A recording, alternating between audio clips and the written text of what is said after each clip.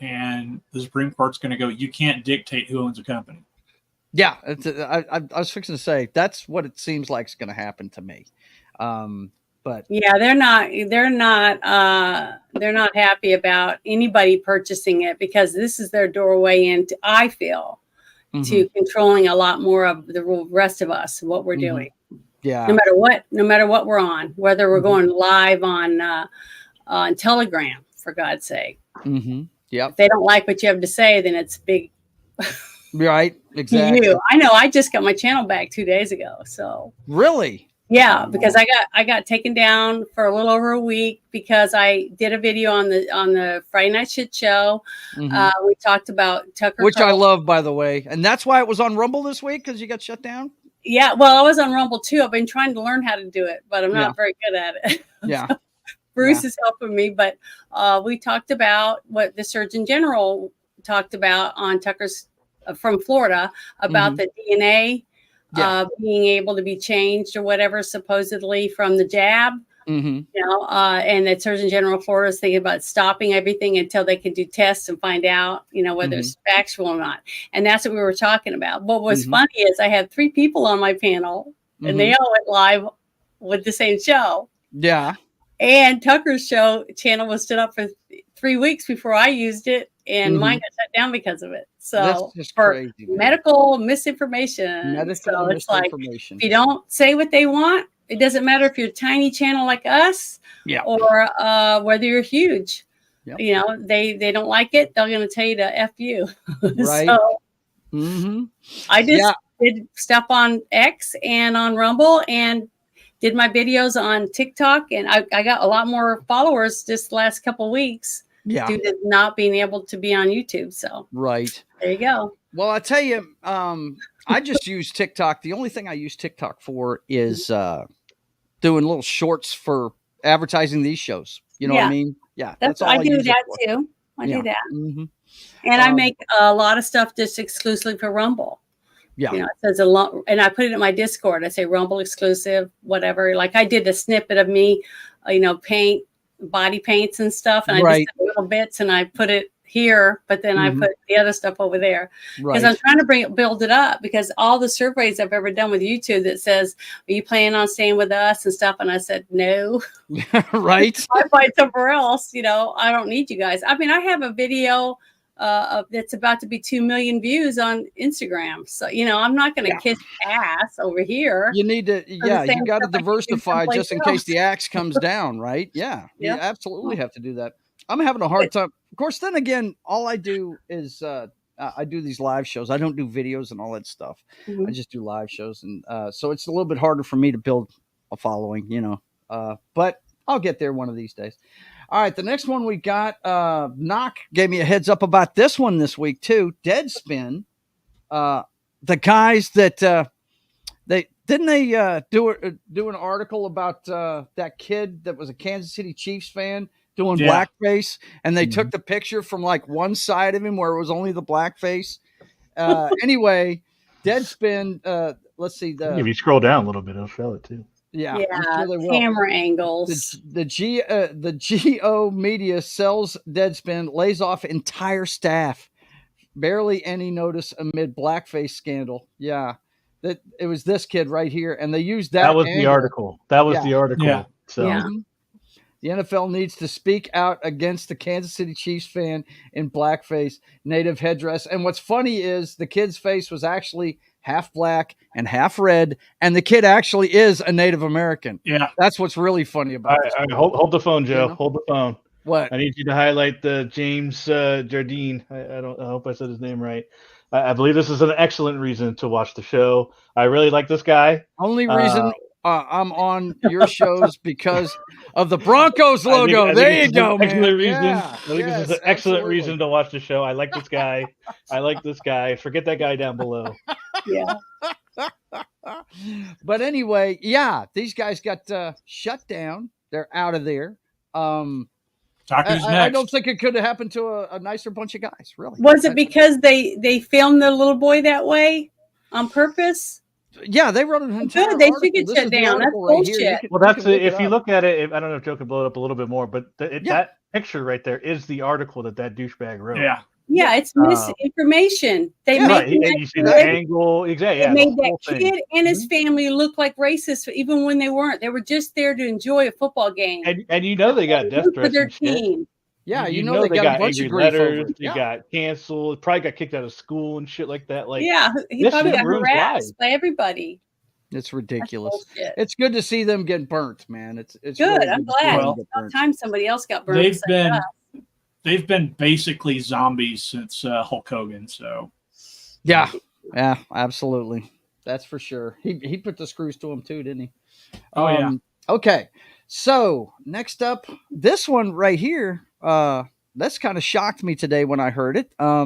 Olivia Munn revealed that she's been battling breast cancer. She's had a double mastectomy. She was on the red carpet for the Oscars. Of course, her partner in life is John Mulaney, the comedian that actually I liked his bit during the Oscars. It was pretty good. He's one of those dry comics that I like a lot. Anyway, she apparently got diagnosed last winter and had all this, and she's coming out about it now to get people to get screened. So definitely, well, that's good. Yeah, it's save the tatas. Yeah, save the tatas, no doubt. Actually, one of the things the NFL does is they highlight the breast cancer on what is it, October? They all wear pink during October. Isn't that what it is? Yep. Yeah. Well, now the NFL wants you to get tatas. They want men to get tatas. So they're helping all the way around. They're helping. They're very inclusive in the NFL now. So. Yeah. Wow. Yeah, they are. Get rid of they actually have male. Believe it or not, some teams have tatas. Yeah, they actually have male cheerleaders on some of the teams now. I think it was the Rams were the first ones that have one, wasn't it? I think. Pretty sure. Pretty sure. Not my area. I know it's not your area of expertise, but I remember seeing it. I don't pay attention to the cheerleaders. Yep. Well, Hooters will wait on you with a guy. That's it. I just sent you some breaking news, Joe. It's football news, but it's breaking right now. It's breaking. I'm not even on Twitter. I said it on Twitter. Send it directly to you on Twitter. Okay. I'm not even going to look it up. I'm not even looking anything up. I want to see it live. Live reaction. Let me see. Notification. Oh, man. I don't have it. You sent it in a message? Oh, yeah, you did. Okay, send a photo. Oh, what is it? Oh, you are the worst. You're the worst. Look at this. They're messing with me about my football team. The water boy. Robert Boucher Jr. Oh, man. We're winning a Super Bowl now. I love this. We are winning a Super Bowl. Is that a tweet? Is that a tweet or an X? Some meme. It's probably on. I love that. I'd like to have a copy of it. Hang on a second. I'll get you. They do that all the time. I'll send it to you. Let me get through the show and I'll send it to you after that. Sorry, I saw it popped up and I went, okay, I can't. Oh, I love it, dude. That's great. I thought you had something good. I had my hopes up for nothing. That's good. I like that one. But anyway, so let's see. Here it is. This is the next one I've got here, and then we're going to get into the Oscars, I think. I just wanted to point this one out. It was kind of strange. Don't know the reason behind it yet, but Marvel shocker, the X-Men 97 creator, Bo DeMaio, fired weeks before premiere, and this is from the Hollywood Reporter. In an unusual situation on the eve of the project's debut, writer-producer who worked on Moon Knight and Blade will no longer be promoting the show or moving forward with the future seasons. So that's kind of strange. He got caught doing something. Yeah. Well, this guy, he's an openly gay black man, and he's had some spicy pictures of himself out there and stuff.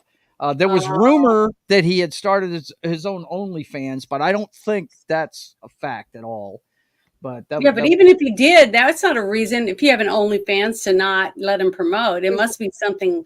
They're being tight-lipped about it. They're not commenting on it. All they're saying is, and he shut down all of his social media too. He has shut down all of his social media. So something happened. If he had asked for too much money, why would he shut down his social media? He'd be blasting him on social media, right? Somebody's got something on him. Yeah. He sent some pictures to an underage person or something. It's something going along those lines. That's the only reason why he dropped out of social media, and they don't say why. They just cut him. Yeah, yeah. They're not saying anything about it. There's no comment about it, but yeah, they've whacked him. It's really strange, man. It's really strange. So let's see. I had a couple of more about comic books, but I do want to mention this one. Our guy Ripa, he got this was his first comic book to reach $1 million in 24 hours. It got there faster than all the other ones he's put out so far. A lot of people have been looking forward to this one ever since she appeared in the first Ison book. And so real kudos to Eric July. He's a big inspiration to me. Because I'm trying to do my own thing with my comic book. So yeah, man, he's a real inspiration. Hats off to him. I think it's fantastic that he's doing it. And I do want to go ahead and push Gary's book too. You guys, I'm going to put this in the a link in the chat for you guys. Go check this out. And I'm going to play the trailer real quick. This is Gary Kissel's Vindicated Inc. This is a comic book that's near and dear to his heart. It has to do with you just pasted the StreamYard instead of copying the. Oh, that ain't good. That ain't good. Yeah, no, I don't want to do that. No. Okay. Yeah, I'll share it on my time. I'm messed up here, aren't I? Let's see. I've got it. I should have it. Let's see. Just refresh the page. Yeah, that's what I need to do. Okay, there it is. Okay. Thank you, sir. I'm such a goof. I think I'm good at this. I need a producer is what I need.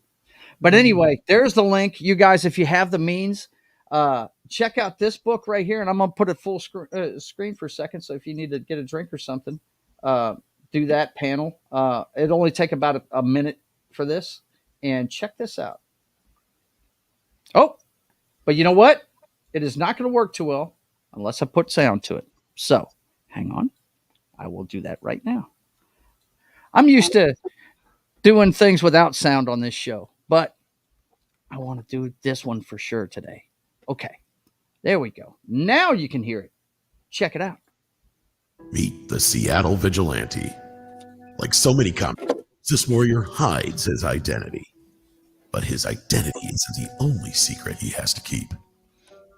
After grievous wounds received during combat, Tier 1 operator John Russell begins to recover and comes to terms with his new reality of being an amputee. And as he learns how to use his new prosthetic limb, he finds himself caught up in the bureaucratic red tape that too many wounded veterans experience, the exhausting medboard process. Out of sheer frustration, John takes it out on the criminal scum of the city. But when reality kicks in, John realizes he started something that's having an impact on the greater world around him, and thus has to reevaluate his motives. And moreover, just how far is John willing to go to finish this war he's declared against the criminals in Seattle? And will he even survive? From the creator of IDW's award-winning graphic novel Code Word Geronimo comes a new story about a different kind of warrior, Vindicated Inc., the first of its kind disabled action hero comic. The Vindicated Inc. graphic novel crowdfunding campaign on fundmycomic.com is provided in the description of this video. We hope you become a contributor. Please share this link. Thank you. Yeah, that's something that's near and dear to Gary's heart, man. He's a vet, and he was a medical guy. He was a combat medic, and saw a lot of guys like that. So that's why he created his comic book hero to be that way. So you guys, if you have the means, go check it out. The link's in the chat, and it's also going to be in the description of the video when it's up on the replay. So definitely go check that out. Okay. Yeah. So we're to the movie part. Let's take a look at the box office numbers from this weekend, like we always do. And number one at the box office this weekend, guys, was Kung Fu Panda. It wasn't Dune Part 2. I figured it would be Dune Part 2, but it's not. It's Kung Fu Panda got it by about 11 million. Think that family movies would be the ones that would make the most money? Yeah. I mean, they're doing better than most of them are. nowadays. Well, that's good. People should be spending time with their kids. So yeah, but great. This is a really good franchise. It's the fourth one. It's Jack Black, and I don't know about you guys, but I'm a big fan. I dig the guy. I think he's great. I think he's awesome. I love his music. I love all that stuff. And Peaches is my favorite. What's that? I need more Peaches. Need more Peaches? He's got a few choice songs, but he's talented and he deserves to have success. Yes, he does. He's worked hard. And then we got Imaginary. That's a horror movie about a killer teddy bear. Oh yeah, it's awful. And then Cabrini and Bob Marley's One Love is still in the top 5. This far past Valentine's Day. As a matter of fact, it'll be a full month tomorrow that it's been out. So it's been in the top 5 for a while. Hey, so that's Henry, doing good. Have a good one, Henry. Oh, is he gone? Thanks for coming, Henry. He's got to get up early. So thanks for coming. Yeah, he's across the pond. All right, man. You take care of yourself. Don't get in no trouble. You know what? He's leaving because we're about to talk about the Oscars. No, I'm just kidding. His politics suck, Clay says. Well, he lives in a different part of the world, man. Yeah. But anyway, let's see. Got that one right there. And I did want to show this. It does show some of the better moments from the Oscars. Okay. Let me put this up real quick. I've got sound. That's good. I'm just not sharing the right screen here. Hang on a second. I'm going to have to flip some things around here. Well, even still, Clay, Jack Black is in a different world. What's that? Clay was saying, no, I was talking about Jack Black. And I think you still were too. Oh, I still love Shallow Hal. That's still my favorite one. Shallow Hal is great. That show is off the damn chain. Good. Yes. Yeah, it's so good. So realistic on men. And also the hot girl that's like thinks he's hot now that he's not interested in her, Right. It's hilarious. I just think it's so realistic when it comes to how men and women act, how stupid they act. All right, let me play this real quick. This is some of the highlights of the Academy Awards. I'm just happy that we can finally put this Barbenheimer rivalry behind us. The way this award season's turned out wasn't that much of a rivalry, so just let it go. Should we give out some Oscars? That's the worst thing about the Oscars right there. My terrible childhood and the Academy in that order. We both tried to kill Batman. This is great. This is great. He's right there. No. Then to whom have I been sending my tasteful nudes? The male body is not a joke. You wrestle naked. Why not? Dude, I don't wrestle naked. I wrestle in jorts. Jorts are worse than naked. Thank you to Greta. I love you. Thank you for this. It's Barbie and Ken. Even if neither one of you wins an Oscar tonight, you both already won something much more important, the genetic lottery. No shit. That's the whole reason I watched it. Yep. It's slasher. Felt so much joy making this movie, and Wolfgang. I like this guy. Joy. I like and they're him. out there. I promise you. The next Martin Scorsese's out there. The next Greta's out there. They just want a shot, and we can give that them. Early on. I don't remember him. So long, I've always wanted to be different. I think I missed these two. I just need to be myself. My dress is broken. I think it happened during I'm Just Ken. For better or for worse, we're all living in Oppenheimer's world, so I would really like to dedicate this to the peacemakers everywhere. Movies are just a little bit over 100 years old. We don't know where this incredible journey is going from here, but to know that you think that I'm a meaningful part of it means the world to me. Thank you very much. Yeah, man, very cool, very cool.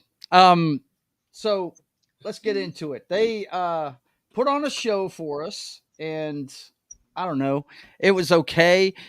Look, let me put this in perspective before I talk about it, just so you guys will know where I'm coming from. There's 3 things I watch religiously every year, and I haven't done it with this one until just recently. Last year, when I started doing pop culture shows, I started watching it again. But when it started getting political, I stopped watching this show.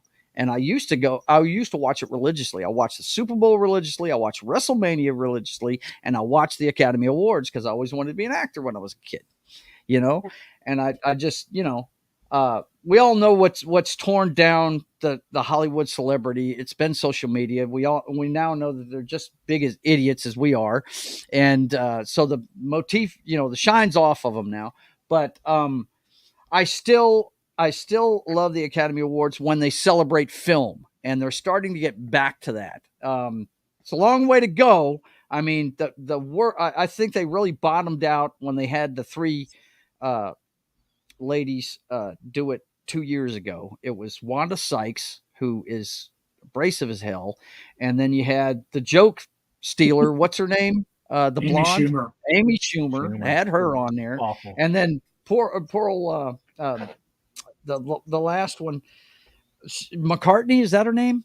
Melissa McCartney. Yeah. Melissa McCartney. I like her, but she had two people that she really shouldn't have been on the stage with because they're just horrible individuals in my book.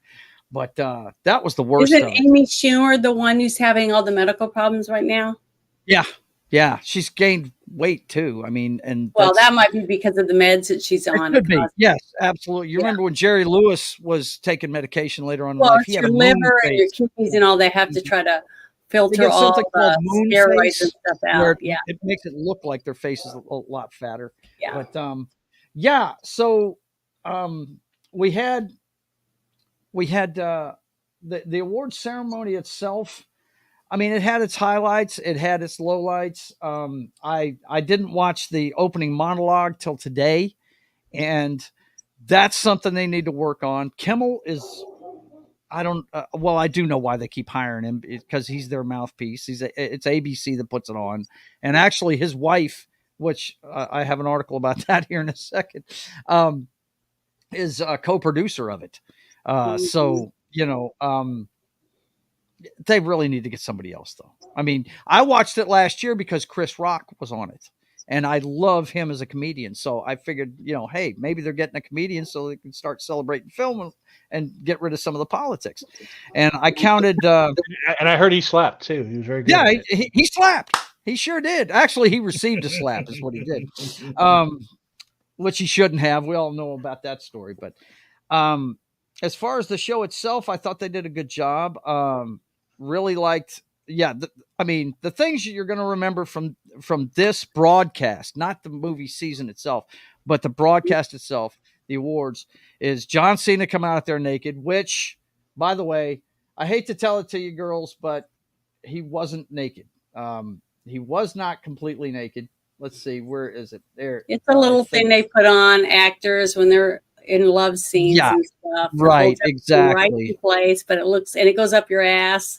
Right, exactly. Yeah. This was it's called a modesty patch. Watch your eyes. This was him backstage with his little thing on. Yeah, he wasn't completely naked, which you knew he wasn't. So, that's going to be remembered.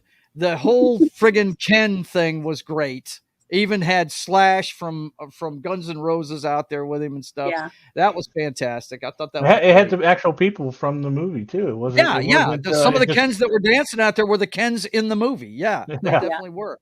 One of them's the kid that plays Bob Marley in the new movie, as a matter of fact. Well, what were the numbers? Huh? What were the ratings? I don't know. I I tried to look it up. I couldn't find anything. Yeah, we haven't seen anything on it yet. It'll probably be another week, but it's funny, streaming and television shows, they don't put those numbers out till like a week later. So yeah, I didn't even look for them today because that's how long it takes usually. But the thing I was the most happy, and the person I was the most happy for, was Robert Downey Jr. I'm a big fan. Mm-hmm. I was so glad that he got his due. But what I hated about that damn monologue was Jimmy Kimmel ribbing him about his drug use. He let him do it once, right? He said, "You're on the nose." And then Jimmy starts digging into him. And clearly Robert's doing this. He's like, "Go ahead, move along," and he made another joke about it and he just stared at him, Well, the thing is, he lived it. Okay, he doesn't need to relive it. Right. And the thing is the fact that he's doing well now. He's working hard on himself, and that should be rewarded. You shouldn't constantly throw it up in your face, especially if they've been proving that they've overcome something. And it's just like inviting an alcoholic to your house, right? An ex-alcoholic, and then having bottles of booze sitting everywhere, constantly reminding them that they're an alcoholic. It's bullshit. And I don't know why people do that. And that's exactly what he was doing, basically. Just remember, Janet, that when you're not funny, right, you have to go after other people. Yeah. And that's Jimmy Kimmel. He's not funny. Yeah. So he tries to go after, but I don't like him. Then nobody's laughing. So this was Robert Downey Jr.'s night, and he's trying to just. It sucked. I thought it was really low class, all the good stuff. Well, the best moment of the Oscar though was Al Pacino. Mr. Freeze. Mr. Freeze and the Penguin facing off with Batman. Yes, with the Batman. Michael all Keaton. Three of them. Even though one wasn't on stage, I thought that whole interaction was kick butt. Yeah, it was.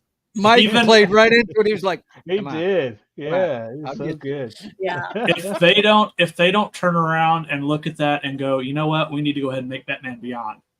Yeah, right. They're Do it idiots. with Keaton, right? Because he's supposed to be an older Batman in that story, right? Yeah. And so that would be cool. And then of course, their dialogue between each other was like, how did you die? Well, Batman found out who my weakness. And he was like, what, fire or heat? He's like, no, love. He's like, oh, well, he threw me out a window. How you doing, Bone? It's good to see you, man. Good to see you. But yeah, I enjoyed the show. Now I counted 4 political things that he said, or excuse me, 4 political moments in the show. Now 2 of them couldn't be avoided. One was for the movie A Zone of Interest, has to do with somebody living outside of a concentration camp and an interaction between them. And so Gaza was brought up for sure. That whole thing was brought up, but it was rather small, really. And then one of them was a documentary, I think, and it had to do with the Ukraine. And of course, they talked about that, which, I mean, once again, it had to do with the subject matter. But the part that really, the guy can't help himself. Jimmy Kimmel actually reads an actual tweet from Trump and tries to make a joke about it when he's clearly showing his TDS when he does it. You know what I mean? It was True Social. Yeah, it's Truth Social. He doesn't tweet. Well, okay, Truth Social, whatever the hell it is. It was a social media false information, post. Joe. We'll get canceled, okay? If you give false information, all right? For false information at all. No, I don't want to do that. But it was an actual post by Donald Trump on his social media network, and he tried to make a joke out of it, but what did he say? Isn't it? Aren't you up past your jail time? I think is what the joke was.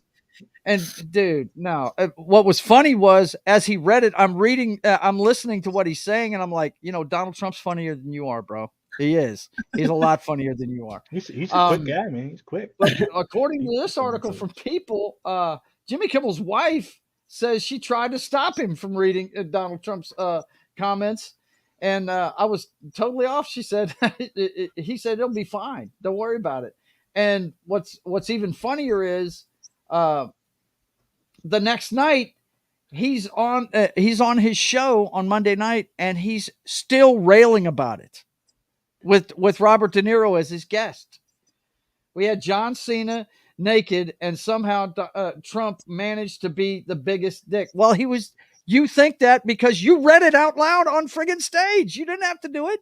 But, it's ridiculous. These guys, I don't understand what, he's creating his own content. I think Jeremy, yeah, exactly. He's promoting the guy's stuff for him, just pulling shit like that. I'm like, I think Jeremy from The Quartering said it best, man. He said, most normal people, whenever they don't agree with who became president, they pine away and hope for the next election. They don't go on like this. You know what I mean? And these these people just freak me That's out. why they call it Donald Trump syndrome. Yeah, Trump derangement Which was syndrome. funny to me. What kills me about all of it is that all of these people used to love him. Yeah, until they he used to. went down the escalator, and then it was like, F you, Trump. It's like, it doesn't make any sense. Mm-hmm. I mean, I put up with presidents that I didn't like, but I didn't walk around going, oh, my life is so good. It's just bullshit. It just sucks. Yeah. I'm sick of it. I cannot wait till they shut up. Well, I don't, the only time I see Kimmel on my television set is because ABC is the local affiliate we watch for news. Mm-hmm. Okay. So if we come in late from somewhere, we leave the TV on. Don't laugh. My wife leaves the TV on for the dogs. Okay. Yeah. Well, I can understand that. Yeah. And if we come in late, he's on TV. I'll see what's going on, but yeah, the guy's not funny at all. They need to get another host for that show. They need to get back to nobody wants to do it. That's part of the problem. Yeah. But it's like a stain on your resume, basically. Yeah. When you have to do you got a guy like Chris Rock, it's not a stain, right? That's what I think they need. They need to hire some better comedians, some guys that are bigger known, not some up and comer. Really, if they want people to watch the Oscars, hire Ricky Gervais to come in and do the Oscars. I was just about to say they would watch that. Never going to bring. I would watch the Oscars if Ricky Gervais. Right. If they brought in like Jeff Foxworthy. Yeah. Yeah, just a big name comedian, somebody or Ron White. Mm-hmm. I mean, somebody that makes people laugh. Right. I think it would be great. But I mean, we'll see. The pendulum's swinging back. It's swinging back. It's going to take a while longer, though. I got it, guys. I got it. So twist toast, right? Okay. Shock everybody. Will Smith. Will Smith. Have Will Smith host the Oscars. Let's do it. Let's do it, guys. Come on. And then Chris Rock can come up and slap him. Yeah. Hashtag Will Smith now. That would be funny. But see, I don't think you will. It's not on it. You don't want that on your resume. Yeah. It's okay for Jimmy Kimmel because his wife is a producer. Yeah. See, it doesn't hurt him as bad. Well, Kimmel doesn't care. I got news for him though. There's a reason why ABC hasn't extended his contract. He's in the last year of his contract, and they haven't re-signed him yet. It probably hinged a lot on this show. A lot of it probably could have. They probably said, if you want the rest of your money for your contract, you need to do this show. Right. You have no choice, buddy. Right. No, I guarantee you he wanted to do this. What's going on, Wookie? Good to see you, man. Good to see you. Hey, Wookie. But there was a few more moments I dug in it. Of course, I know John loves this one. Godzilla -1 got recognized for best special effects. And I thought that was cool as hell because tell me again how much that movie was made for, John? It was made. They haven't released the exact figure, but it's somewhere a little under $10 million. A little bit under $10 million. Yeah, and it had graphics in it that look better than most of the Marvel movies that come out now. Mm-hmm. They because they said they were talking to the director and he said they said that you did a lot with 15 million. He goes 15 million. I wish I would have got that much. Mm-hmm. Yeah.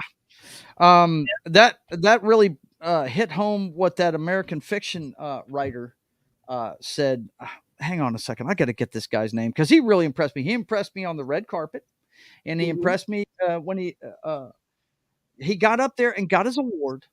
And he said, "You got to take chances on these filmmakers. You got to, we know how making movies works in this town. They want something bankable. They want he said." We need more of you to take risks like they took on me and on this movie. He said, instead of making a $200 million movie, let's make 10, $20 million movies or 20, $10 million movies. I can't remember the exact quote, but it was beautiful what he said. I was like, man, that's right there. I mean, because some of the best movies you'll ever see was made for $10 million. They don't want to do that, though, because they can't tell the writers what to write and all that stuff.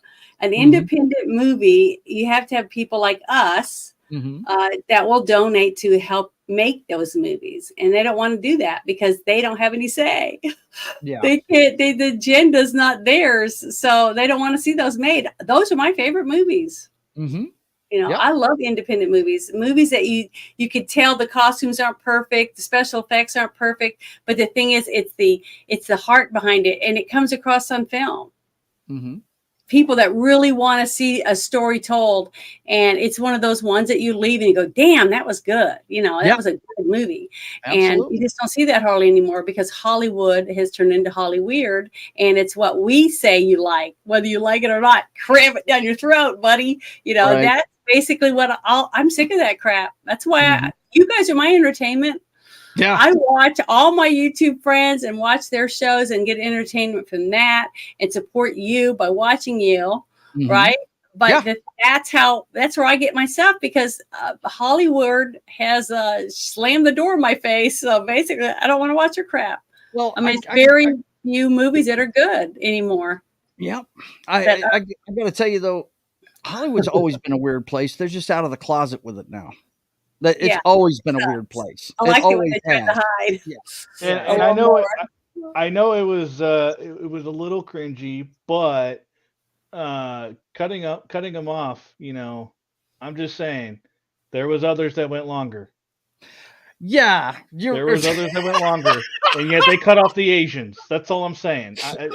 I don't. You can't claim to be inclusive if you're going to cut them off. I do remember that he was trying to speak English. It's not an easy language to speak, and he was trying. He had his paper. He was reading from it, and they turned the music on him, which they didn't do for anyone else. As far you as didn't agree with me when I said it, but we watched this together, Janet. We were all in Discord together watching it, and I said they should have had he should have had an interpreter.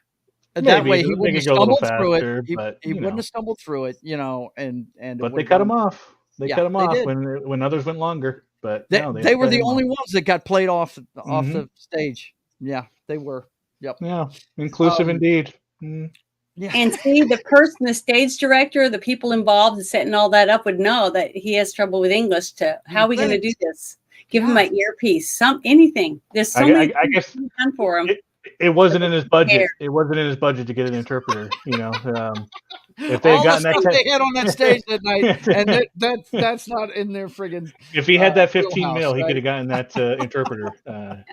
Bullshit. Tim says he thinks that the Oscars did that on purpose. I don't know what the purpose would be to watch a guy stammer through the beat. Push their weight around. They enjoy that shit, just like Kimmel did. They just got spanked by a $10 million. They got spanked by a $10 million movie. They didn't like that, did they? They didn't like the Academy voting for something that wasn't made by Disney or Warner Brothers or something like that. It was a Japanese movie that got best special effects. I'll tell you something that chapped my butt though. When who was it? I think it was, it was Emily Blunt and Ryan Gosling when they were up there together. They were talking about stuntmen, and they basically just glazed over it and then walked off the stage. I mean, they showed some stunts in a video package, but they didn't give out like a lifetime achievement award to Hal Needham or something like that. I'm a big stunt fan, Janet. It was an honorable mention. It was just an honorable mention. They said, "You guys do great. See you later." And I'm like, and I heard one argument that maybe they don't want to be seen. Maybe they're the guys in the background that don't want to be seen. I find that hard to believe. I think if they gave out an Oscar for the best stunt, they'd be up there. They'd be in the house and accept that live. They would. Yeah, I think it'd be great. But the thing is, it would be that, okay, normally in the Oscars, all the little crap is done off camera. Like the science awards. The science of movie making awards are. Yes. Okay, absolutely. So they do it separate. They don't put it in there because they don't think it's worth the TV. You know what I'm saying? That's what I'm saying. That's what I'm talking about. That type of stuff. I remember, what was it? American Werewolf in London won that award. Oh my God, yeah. Makeup. Remember that? Yeah.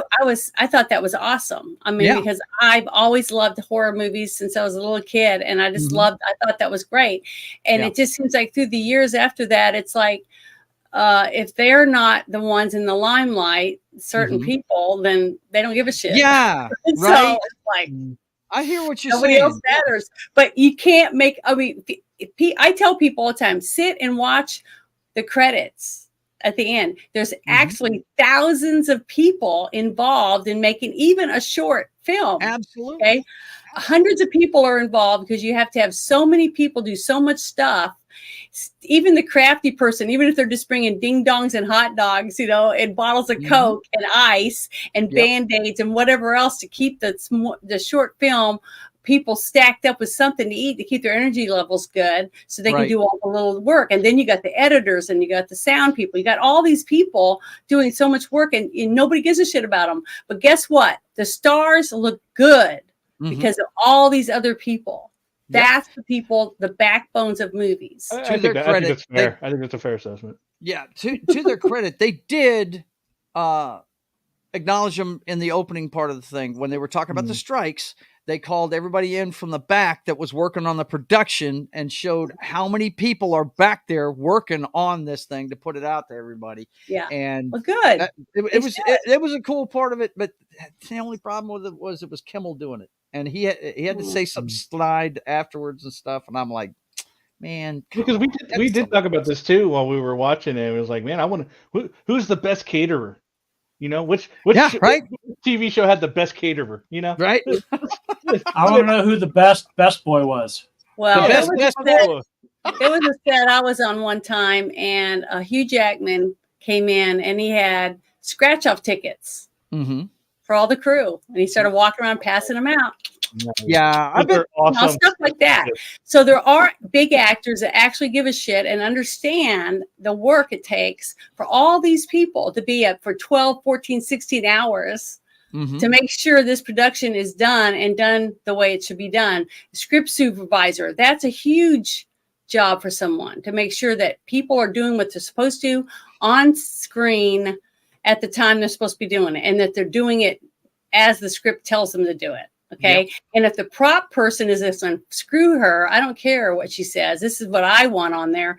They're not doing their job. And then the director later on goes, why didn't you make sure they did their job? Well, I tried to. You see, it's just a bunch of people butting heads because there's a bunch of personalities that want certain things done their way. And each person has a job for a specific reason, just like everyone could kick ass and do a great job. And then it all goes to the editor, and the editor goes, and doesn't give a shit, and then the whole movie's shit because he had a bad editor. So let's make it lame and gay. So everyone should get an applause. That's why when you win an Academy Award, it's supposed to freaking mean something. It's the best picture because everybody, the director, the writer, the cinematographer, the stand-ins, the extras, the costumes, everything, all down the list did their job right. That's why it won. See, that's how it should be looked at. But I was about to. Tim said what I was going to let you finish, but Tim's saying exactly what I was going to say. You don't do your job right. If you do your job right, something they didn't hear on the Rust set. Yeah, that's exactly true. Yeah. You do your job wrong. Sometimes people can get hurt. And who was it made that statement earlier? Yeah, it was Tim. He says stuntmen have died for their art. Yes, they have. Some of them have. It's never there. That is not their intention. They're not trying to kill themselves. They're trying to survive these crazy ass things. But some of them have died doing things. But I just wish they'd get back to, and it's leaning that way. The Ken segment was dynamite. That's what the Oscars is all about. It's all about celebrating film. And those of us that love movies, I mean, we may not like the stuff that's coming out now, but we're rooting for stuff to get better because I know I've loved movies my entire life. I mean, me too. There's always something good coming out. I mean, what did we see that was good this year? Well, Godzilla -1, which I still haven't seen yet. I have not heard one person say one bad thing about it. I would disagree with it. Yeah, I would disagree with that statement because I definitely did not. He couldn't get into it, but you don't think it was bad. It's not that. Not necessarily. It's just definitely not what you think when you want to. If you want to watch a Godzilla movie, you don't watch Godzilla -1. Right. It's not really. I had heard that if you took Godzilla out of the movie you would still have a great post-apocalyptic. Yeah, no, it's a great dramatic piece, movie, but because it's about the guy, it's not about the creature. Right. Yeah. And I tell you,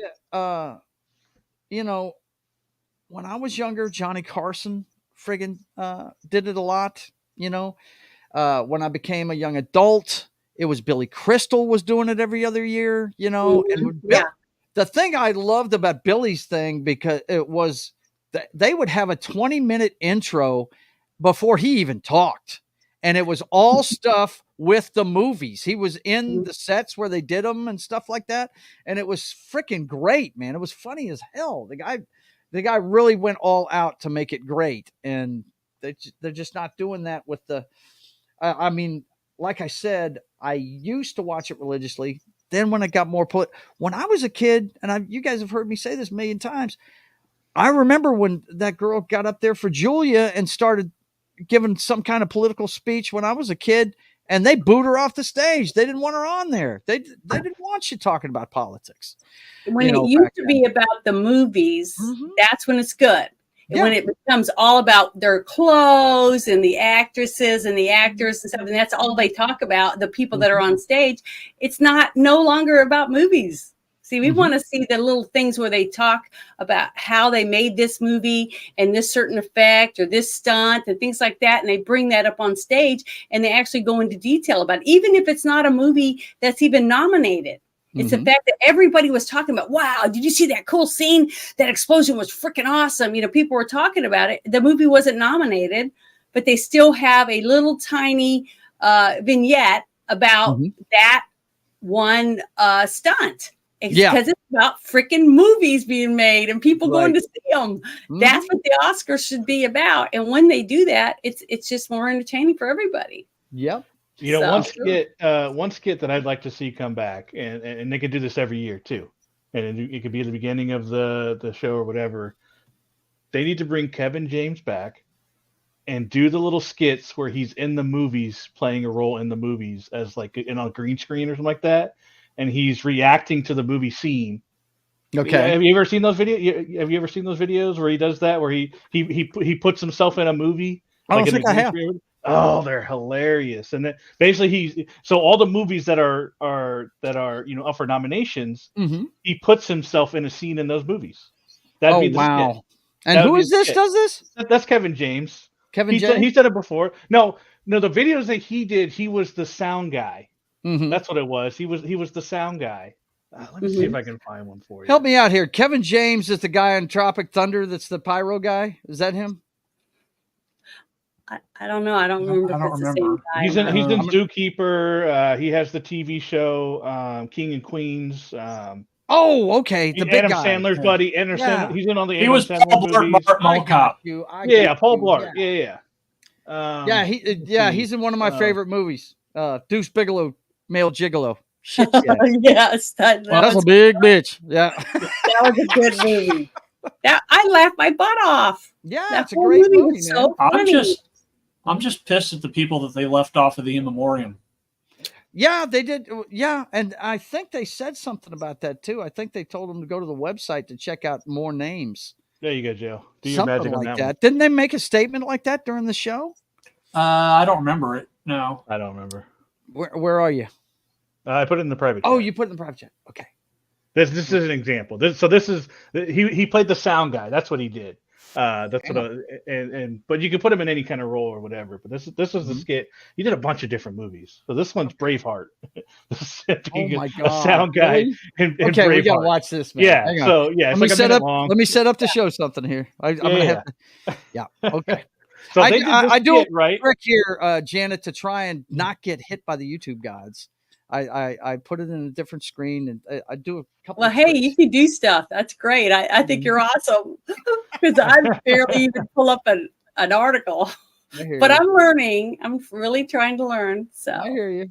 Let me go ahead and before I start sharing, let me go ahead and make sure it's past the. Okay, I wanted to make sure the ad wasn't going to pop up on it. Okay, so let me get the speed right. But basically, every movie that's nominated, right? He would just play a scene somewhere in there. It'd be hilarious, and this would be an example of. Okay, so this is the Braveheart one, huh? How long? This is the Braveheart. It's like a minute and 31. Okay, here we go. Here we go. Braveheart with Kevin James. I'm dying in your beds many years from now. So we got to hold. We got a plane. We got a plane. All right, we'll take it again. We're good. Would you be willing to trade all the days from this day to that for one chance? No. All right, guys. We got another plane. Sorry about that. It was a good take. Dude, it's going good now. It was going good. Oh, it's a slow one. Slow. Good to go again. Let's do it. One chance. Just one chance to come back here and tell all right. Nope. No. They're getting angry. The crowd's getting angry. It's not my fault. You know, it's not going to be clean. I don't make the noise. I just record it. Keep going. Do the horse. Let's go. Everybody go. We're good. Let's get it going. That they may take our lives, but they'll never take our freedom. Guys, I'm sorry. No, I'm sorry. We got a helicopter. We got to wait. We got a helicopter. It's not good. Guys. That really happens, you know. All that shit. Yes, you'll cut it from the horse. So that's what he does. That's the skit. That's the whole skit. Funny. He goes into different movies, right? He interjects himself into movies, and then he's the sound guy. So imagine if he did that at every Emmys. There was a skit where someone, right? Yeah. For all the movies that were nominated, he would be in that in some kind of role. Like, I think that would be a funny skit. It'd be great. It'd He'd have his own stick to do each time he was on the awards. I think it'd be great. A little stick, and then it shows the different movies. It makes light of them. You know, the actors and actresses would love it. You can get camera shots of them laughing. You know, they love to do that, right? So yeah. Well, Billy Crystal used to do this a lot. You know, whenever he did it, my mom loved kind of Billy Crystal. Yeah. She loved him when he was doing the awards. And David Letterman did it a couple of times, but when he did it, he was really good at it, man. Dave, I mean, you know, look. The late night television show is pretty much dead. I don't know anybody that watches them on a regular basis. I mean, I can't believe Colbert has his own show at night now. That's ridiculous. Did you see the story where CBS told him not to put the cover of? They had Kristen Dunst, or not Kristen Dunst, Kristen Stewart. Is that her name? The one that was on Rolling Stone recently? Yeah. He had her on, and sure enough, they tell him not to show the cover of the Rolling Stone, and he does it anyway, live on TV. And it's just nuts, man, nuts. I can't remember the last time I watched the Oscars. Bone, I hear you. I never have. I used to watch it religiously until it got. I mean, I'd say since 2010, I haven't watched it on a regular basis until Chris Rock did it last year. That's when brought me back to watch it, because they had a comedian actually doing it that I actually liked and I really love. You know, the last one I watched was the one with RuPaul. RuPaul was on it once. Yeah, and I don't know if he hosted it, but he was on it, and he was talking to one of the other presenters, and he was rude and just horrible to this person. It was an old guy. Yeah, it was terrible. I wish I could remember. Was he in drag? Yeah, he was in drag. I think as a woman. Yeah, but the thing is, he was rude and nasty to the other presenter. And after I saw that, I turned the channel. I was like, I can't watch this crap. This is bullshit. So disrespectful to your elders and stuff. I mean, everything that my mom would have she would have been really upset about it. And I have 4 sisters, and I was the tomboy, so I was the one that got in trouble the most. Well, if somebody's trying to, but you don't treat your elders that way. It was horrible. Yeah, you can tell if somebody's trying to be funny, and you can tell if somebody's just being snide. And like last night with Robert Downey Jr. That was rude. Sunday, he was being snide to him. Yeah, and it's not cool, man. It's not. Well, you know, and I will premise this by saying that I was drinking, and I will also premise this with that when I drink, I enjoy things a lot more, and I'll premise that as well with that. I actually somewhat enjoyed She-Hulk while I was drinking too, so I can understand you guys taking anything I say with it. I will acknowledge that my view on this one's a little shaded because I enjoyed this while drunk. and I enjoyed She-Hulk while drunk. So, if you guys want to rip on me for that, I completely understand. They'd have to rip on me too. I enjoyed the show. I did. I just there's certain components of it I did not like. We talked about. Well, here's another thing they don't ever need to do. They don't ever need to have Al Pacino out on stage again. Oh, that was a shame. They don't. That was horrible. That was almost elder abuse. You want to talk about this guy won, being bad to your elder. If they can't say what they're supposed to say, you shouldn't even send them out there. It was a question mark. Oppenheimer won, I guess, and then that was and then they played the music. It was awful. It was bad. They don't ever need to do that again with him. I don't ever want. I love Al Pacino. That's what rehearsals are for. Mm-hmm. Rehearsals are supposed to help you weed out things that you don't need to have on the show, and then you find something else to replace it. That's what you're supposed to do. But you could tell certain people that are in charge, just think that I can do whatever I want because I can just do whatever I want because I'm better. That's their attitude, and it sucks. There's an argument to be said that they're just not taking the pride they used to in it. Mm-mm. You know what I mean? Because their heads are so big, they can't see any other pride. All they see is themselves. That's the problem. Is that we can't see the beauty of art, which is movies, and music and scenery and costumes and all that, because their heads are so big, it's in the way of everything. Right, it ruins the whole movie. You cannot enjoy a movie with an actor whose head is so big that everything's about them. And it comes across on film, so it ruins it. And same thing for this show. Yeah, sorry. Well, I got to tell you, man. If I was going to give notes to whoever, Kimmel's wife, I guess, the co-producer. If I was going to give notes, first of all, fire your husband as the friggin' MC. Don't have him on there anymore. Hire somebody, at least.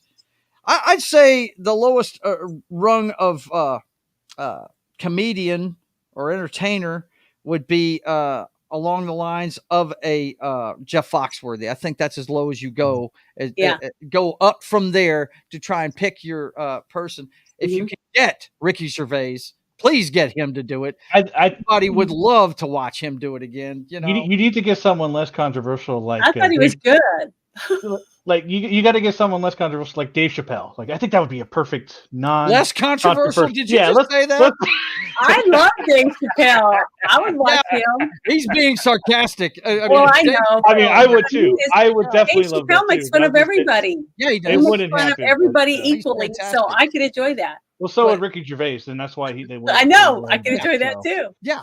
As long as we would. Yeah, it's great. If that's the problem. Imagine if they had him co-host. You got Ebony and Ivory right there, right? That would be really good. That'd everybody can get behind. Tag teaming. That's like Gene Wilder, man. That's Carrot Top for Oscar host. Wow. Oh god. Yeah. Hey, that'd be interesting. I've seen him a few times in Vegas. Yeah, really good. That would be different, no doubt. Ricky Gervais does the Golden Globes, so I don't think he would do the Oscars. He doesn't do them anymore. Clay. He said he wouldn't do them anymore after the time he did that rant where he told him, "Look, just get your little award and walk off. We don't care."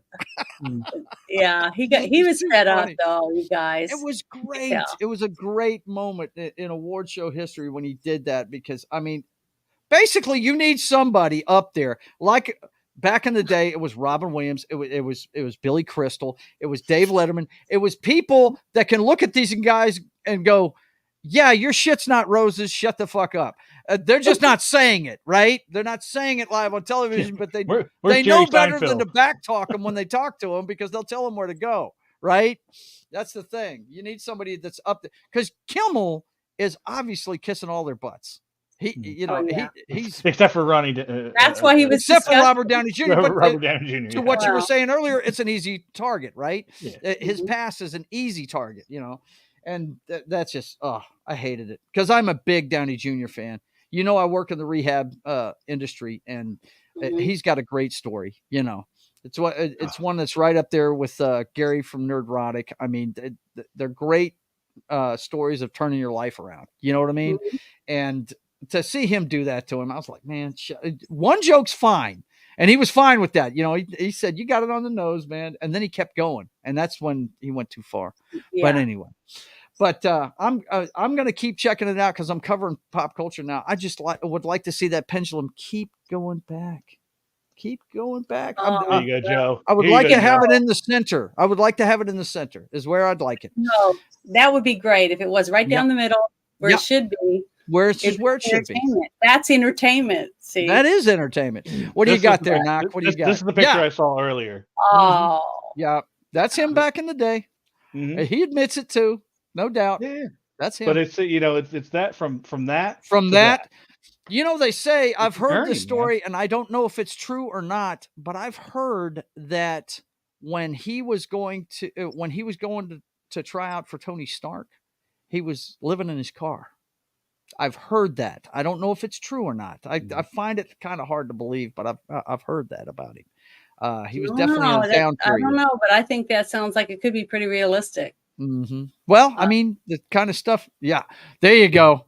Roseanne Barr to present, no doubt. Yeah, I don't. No, she's been canceled. ABC, nah, ABC's never going to let her back on screen. Yeah, I mean, shit, they took her TV show away from her, and then gave the rest of the cast. I'm like, oh man, how'd that work out for him? Right? Yeah, how'd it work out for him?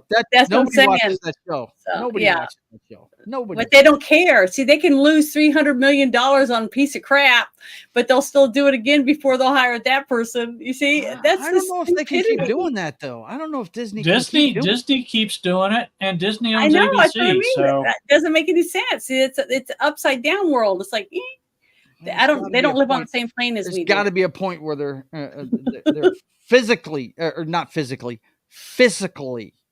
accountable. I mean, well, there has to be a point where that happens. As long as they're getting backed by Blackwater or BlackRock. Yeah. And somebody should call Blackwater on them, but they should, you know. Yeah, Matt from Small Time Republic. It's good to see you, by the way, brother. Miss you on the show. Yeah. It said RDJ was phenomenal as Chaplin and Tony Stark. This was a Lifetime Achievement Award. Yeah, that's what a lot of these end up being. For instance, I've said this several times. You remember when Clint Eastwood got all those awards for Unforgiven? He got director, he got best picture. They're just making up for not giving it to him for Outlaw Josie Wales. I mean, which is a much better movie. I mean, not to say that's not a bad. It's not his best movie though. I mean, you can't tell me that when they gave The Departed all those things for Scorsese, they weren't making up for not giving it to him for Goodfellas. I mean, you know, you know, that's his signature flick, you know, but, yeah. And they do the Lifetime Achievement thing. They do. Yeah. I did say do. So what? Hey, so before we forget it, we got to mention the music original song.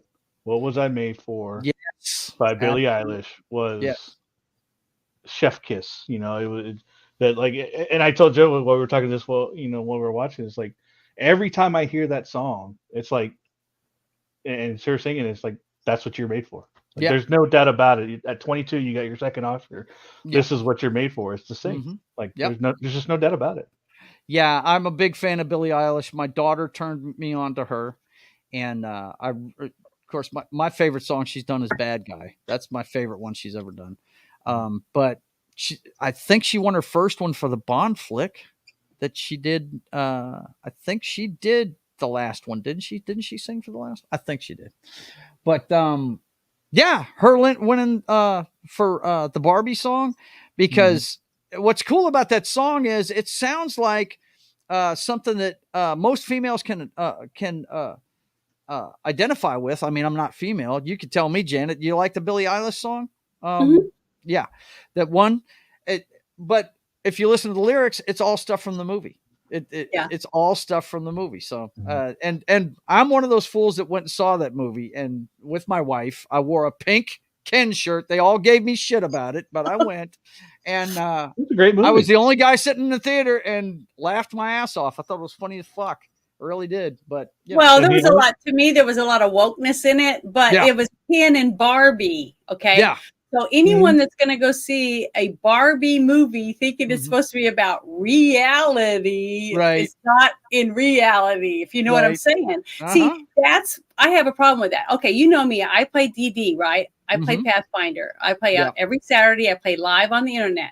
So I'm into role playing and stuff. And I understand it's a game. Okay, it's not reality. It's not reality. But the thing is there's a lot of people got mad when I was telling them I went and saw a Dungeons and Dragons movie, and I stood up and applauded at the end. I was so happy. It was so fun. The big fat dragon, and I was just going to town. I was just having a great time. It was great. I just loved it because it felt like I was actually in my game. Okay. And live, and I could roll giant dice or whatever. It was just freaking awesome. But they got mad at me because they were saying how this, that, and the other about the people that write these games and all, they just get all this technical shit. And I'm like, it's entertainment. Yeah. That's all it's supposed to be. First of all, don't ever let anybody. One of the rules on my show is you don't ever poo-poo anybody for what they like. Okay.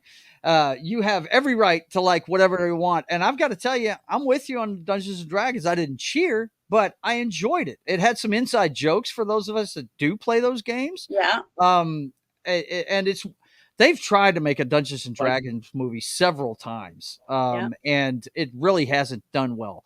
And that one, I don't know what happened. Did it go up against something bigger, or was it just the COVID era that killed that movie? It was the COVID era. I think it was just COVID, but I enjoyed it. I thought it was a good movie, but it was refreshing for me. The scenes where they the coin to talk to the dead people, I had that token, and I'm like, oh, this is so cool to see me be able to do that and get to see what would happen in the game in reality without being in my imagination.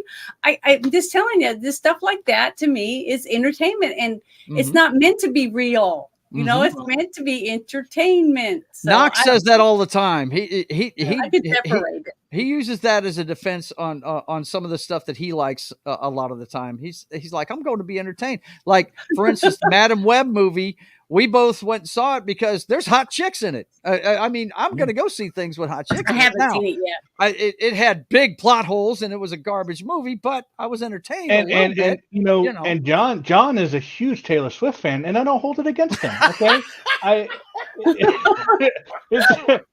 his boy, Travis Kelce, and his new boo. Right? It's a great story. It's a great story. So when John gets us a live feed from his next Taylor Swift concert, it's going to be awesome. I can't wait for it. I like this one. Nerdy Ogre says what they needed to do was to have the main character die and then introduce another character played by the same actor. That's awesome. Yeah, that would have been cool. That would have been cool. Yeah, that would have been a cool inside joke right there. Knock was practically at the Vanity Fair after party a few days ago. There you go. All right, boys and girls, you know how this goes. We're up against the clock. Janet, do you want to push anything before you get out of here, young lady? We're fixing to call it for today. Not really, because I haven't really decided what I'm going to do. Bruce started a new job. So we can't do the Monday night show anymore. A girl only got a movie. Now Saturday is still open for me to play DD, but Friday night I'm going to do the Friday night shit show again. Which is great, guys. If you have never watched this thing, you need to check it out. It's just us sitting around bitching and moaning about stupid shit that's going on. Yeah, that's about it. And it's fantastic. It's just a bunch of friends getting together and talking. And I've got to tell you, the reason why I never can get on that show is because I work that night. I always tune in whenever I put the clients to bed. I'm a resident manager at a rehab. And when I put them to bed at 10 o'clock, I come up and turn you on. Yeah. Thank you. I enjoy it a lot. It's fun. So that right now, A Girl and the Guy in a Movie is kind of like on hold. We did it last Saturday or Sunday at noon. And we talked about the movie, the TV or the series on web series, Star Trek Continues, and I got to wear my red uniform and stuff. It was fun because that's part I like to do is dressing up in character and theme, whatever we're talking about. I saw what you were when you were wearing. Let me think. It was red. Yeah, you were wearing a red outfit. And I think you had a wig on. I think. Yeah, I had a wig, a real long wig, redheaded, and I had a bouffant a little bit, trying to make it look like it was like from the late 60s, early 70s, like the series. Yep. So, but it was great. It was fun. I enjoy doing stuff. I've been blonde and brunette and everything but bald. I've been trying to find a bald wig so I could do some bald characters. Oh, whatever. man. Hey. But we did Lady Ballers. And I had a fake beard, Oh my gosh, like shadow and stuff. So that's great. It's fun though. We love it. But until we figure out what Bruce's, schedule's going to be, it's going to be, yeah. Well, it's going to be a little bit. So keep doing the Friday nights, please. I feel like you need to go to a con. Yeah, I go to cons all the time. Yeah, I went. The last one I went to, I was an Andorian, and I got to meet William Shatner and Christopher Lloyd, and I got their autographs in my Star Trek Federation of Planets manual. So it was like, yes, nice. I had fun. He popped his cherry with conventions last week. Last weekend. Oh, really? Yeah, and he's going to another one this weekend. Yeah, I love Wizard Con, any horror con, any con I can go to, I'm going to go. So, look, guys, next one I'm planning on is in October. Very cool. Guys, I've got her link for her YouTube channel in the chat. Also, go check her out on Rumble and everywhere. Janet's Universe. TikTok, Janet's all of Universe. It. What is it? Yeah, TikTok. Janet's Universe on Rumble. Is it? Okay. Janet from Another Planet on TikTok and Instagram. And LinkedIn, everything is Janet from Another Planet. There you go. But thank you so much. No problem, darling. No problem. You guys go subscribe to her channel and check her out. She's one of the greatest. Thank you for coming today. I appreciate it. Welcome. Let me let you guys know what's going on with the channel here. Of course, you're watching State of the Atmosphere. We do this every Wednesday at 5:30 p.m. Central Time. We give you a pop culture update, what's going on, and tell you what's going on all week long when it comes to that. Give you the box office numbers, all that good stuff. This is the pop culture show on Joe's Atmosphere. So come check it out every Wednesday at 5:30 p.m. Central Time. And then usually I'd be on with John on game night on Pop Culture Minefield's channel in about 25 minutes or so, but he's going to be off tonight. He's going to be packing for the big move. He's fixing to move in with his lady, and he's got to get out of there this week. So he will not be on this Wednesday, which is tonight, or Friday when he does Detroit Become Human. Both shows are at 8 p.m. Wednesdays and Fridays on Pop Culture Minefield's channel. He will be back next week. That's why I'm mentioning it. He just won't be on this week during the move. Okay. I love so that you guys game. definitely go check that out next week on Pop Culture Minefield. And then, of course, later on tonight, about 11 o'clock, I've got to go back to work on Thursday and Friday. So I have a little blowout for myself, have a few video games, cocktails, and fails at 11 p.m. tonight. I'm going to go ahead and continue my playthrough of Injustice 2 for my buddy Martin Acosta Santana. He's been enjoying that, so I'm going to go ahead and finish that up. At least I think it's going to take me 2 more episodes of that to finish it up, but I'm going to do it on Wednesdays at 11 p.m. Central Time. And then, of course, next time you see me here on this channel after that will be Friday at 1 p.m. for Sketching the Privateer. And this week it comes live from Shop Till You Drop, the vendor market show that my wife and I do once. I want to say it's once every quarter or so. We do it 5 times a year. My cousin kind of doubles up on them late in the year for Christmas, but this is the first one of the year.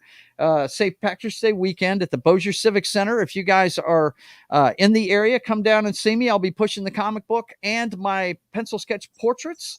So come on down and see us, and I will be broadcasting live as they set up. It doesn't open until 3 p.m. on Friday, so I will show you some of the artwork I'm doing and some of the vendors that are going to be out there. So usually, Janet, if you don't know, this is the one where I usually do my comic book and do the drawing on it. But we'll be at the show this weekend, so I'll be showing that. And that's Friday at 1 p.m. Central Time. And then, of course, Sundays, it's time for the Brothers Hack the Matrix. That's when Highlander, my younger brother, believe it or not, even though he's bigger than me, and I get together and we tell you everything that's going on in the clown show that is 2024. In the week's headlines, we tell you all about it on the Brothers Hack the Matrix every Sunday night at 5 p.m. Central Time. And also be looking at Jed Revenwolf's channel, because we will be doing the MFR Roadhouse late nights on Sunday coming up soon. Don't know when exactly, but he's waiting for his bells and whistles to get done. He's got a guy doing some animation for him and stuff. So he's got to go howl at the moon some more. That's it. He's got to howl at the moon some more. Just all kinds of things. Yeah, he's got a few preparations to do. But Sam, Ruben, and myself will be regulars on that show when he gets it up and running, and it's going to be late nights. And I'm talking like 11 p.m. Central Time is going to be the earliest he's going to start it. So he's also going to have other people on. So look forward to that coming up on Jed Revenwolf's channel. And then Monday morning on Pop Culture Minefield, it's Military Monday. I'm an ex-military policeman, and Gary, as we've detailed, is an ex-Army medic, and we get together and talk about military movies. This week, it's Tom Berenger and Billy Zane in Sniper. So come check that out at 10 a.m. Central Time on Pop Culture Minefield's channel. And then It's Only Talk and Roll comes your way at 4 p.m. Central Time on Mondays. And I may show up just to see what this is all about, because I've never seen this movie. Mm-hmm. Brian has decided to do Breakin' and Breakin' 2. They're going to talk about that at 4 p.m. Central Time on Monday. I think the man's a lunatic doing this, but hey, I guess it might be a good movie. I don't know. I might have to do my homework and be on that show. But Breakin' and Breakin' 2 on It's Only Talk and Roll Monday at 4 p.m. Central Time. And then Tuesday, I don't know what game I'm going to play yet, but that's when I start my week streaming at 10 p.m. Central Time with Papa Joe Gamer After Dark, video games, cocktails, and fails. I may start the Mass Effect playthrough on Tuesday. I think I'll be ready to do it after the show. I just didn't want to do it before the show this weekend. So, and then it comes back around to Wednesday with this crew right here. And Janet, thank you for stopping by. You're welcome. Graced us with your presence, and we humbly appreciate it. Thank you very much. It was fun. It's fun. I hope you did have fun. Hope you come back and hang out with us again. It's not always a sausage fest, but a lot of the time I would love to. And can I request something one day for you guys to do in your military movies? Have you ever? Yeah, sure. I'll get the word to Gary. It's his show, but I'll get the word to him. Yeah. What do you got? Have you ever done The Great Raid? The Great Raid. It's about the only time that we've ever saved our POWs. Really? During wartime. I don't think we've done the Great Raid now. That's my favorite movie. I'll ask Gary about that one. The Great Raid. The Great Raid. Yes. Okay. I don't know that I've seen that one, but yeah. Tim says they did. Really? Okay. Oh, did we? I don't remember it. No. He says yes, they did. He's a big fan of that show, so he would know. It's a good movie. Well, listen, boys and girls, I want to thank you all for being here. I want you to like, share, subscribe, all of our stuff.